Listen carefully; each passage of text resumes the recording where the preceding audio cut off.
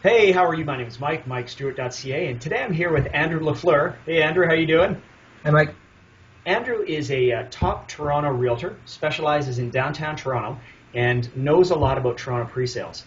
So I've got Andrew here on the line, and I wanted to talk to him about Toronto presales and what's happening in the Toronto presale market. I got a lot of clients who buy presales here in Vancouver, and they do also buy presales in Toronto. So Toronto, so Andrew, what's happening with presales in Toronto? Hi, Mike. Thanks for having me on. The presale market in Toronto this year is not quite where we were last year. It's actually come down quite a bit in terms of volume of sales. Okay. The first couple months of this year started off red hot, and projects were selling out 70-80% within a couple of weeks.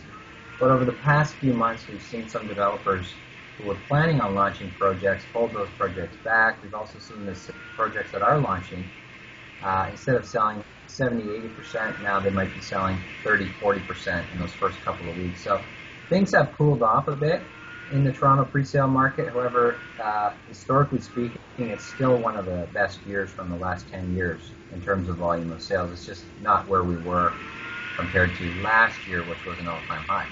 That's good to hear. So would you attribute these changes in the Toronto presale market to the recent mortgage rule changes that the federal government brought in? It's a good question. A lot of people talking about the mortgage rule changes, how they affect the market. I would say no, there's not a direct correlation between those rules and the cooling off we're seeing in the market.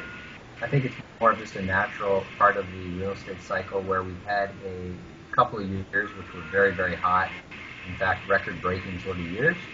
And now this year we're sort of just coming back down to a more normal level of sales. Gotcha. Okay, cool. Well, Andrew, thank you very much for taking the time to talk to me about this. Now, if they want to learn more about you and what you do, where can they find you?